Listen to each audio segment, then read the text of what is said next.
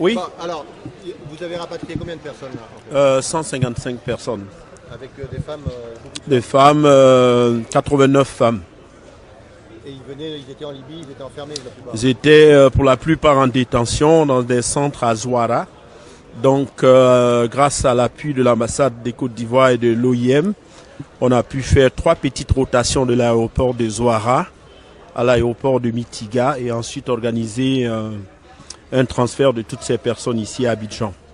Il reste encore, vous allez encore faire... Selon notre ambassadeur en Libye, il avait dénombré 595 personnes. Nous avons pu ramener 155. Nous aurons une deuxième opération le mercredi. C'était déjà prévu. On a un plan de retour sur cela. Et je voudrais dire que la Côte d'Ivoire continue ses appuis à ses ressortissants qui sont à l'extérieur. Avant cette arrivée, on était à 1279 Ivoiriens qui sont revenus en Côte d'Ivoire lorsqu'ils se sont retrouvés en situation d'extrême détresse. Et il y en avait de tous les pays, mais de la Libye, on se retrouve à 351 personnes qui sont revenues. Ils vivaient dans des conditions très dures.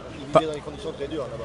Oui, les conditions très dures, on ne va pas repasser cela. Tout le monde est au courant de la situation en Libye. C'est une situation où il n'y a pas de loi, où les personnes sont prises pratiquement comme des esclaves. Ce sont des actes qui font appel à toute notre humanité. Et en tant que pays très responsable, la Côte d'Ivoire a commencé depuis 2015 à rapatrier les Ivoiriens de la Libye. Le premier contingent est parti de la Libye le 27 novembre 2015 et c'était avec 44 personnes. C'est une politique très engagée où nous avons envie que les migrants soient protégés.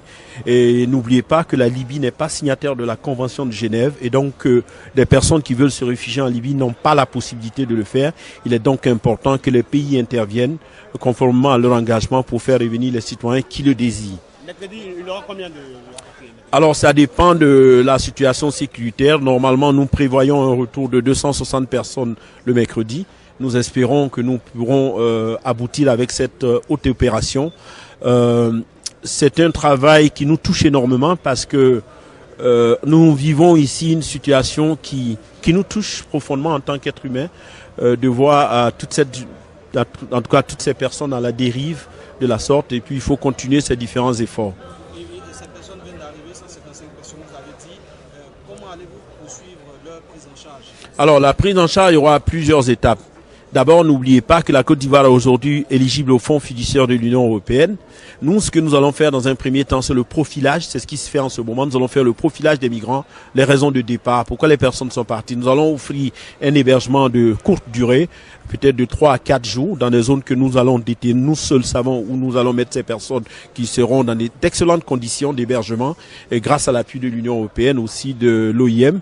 Et nous allons ensuite continuer, parce qu'il y a le projet de réintégration des migrants, qui est d'une valeur de 2,7 millions d'euros et qui concerne 750 migrants, dont 550 peuvent provenir d'un pays d'Afrique et 200 de l'Europe. Donc ces personnes qui viennent d'arriver sont éligibles au projet du fonds fiduciaire. Ils pourront nous soumettre des projets individuels ou collectifs que nous pourrons prendre en charge après le profilage.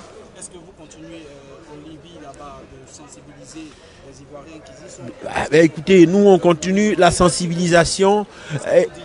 Le tout, ce n'est pas cela. Là, beaucoup de personnes, vous savez, avant la crise en Libye, plus d'1 million de personnes d'origine subsaharienne se retrouvaient en Libye et travaillaient en Libye de façon régulière.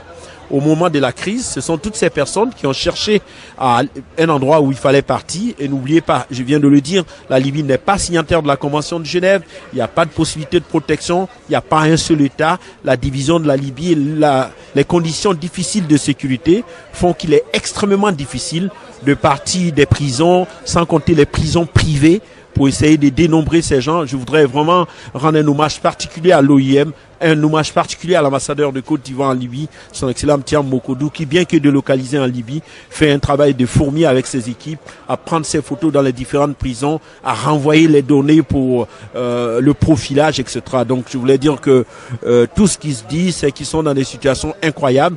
Et comme je l'ai dit, c'est une politique qui se poursuit. En Côte d'Ivoire, on fait de la sensibilisation. En Libye, on fait de la sensibilisation. Le gouvernement s'attaque à cette question. C'est 5000 kilomètres qui ont été parcourus sur le territoire national, 17 localités visitées dans les campagnes nationales de sensibilisation. Une sensibilisation de proximité qui va se poursuivre.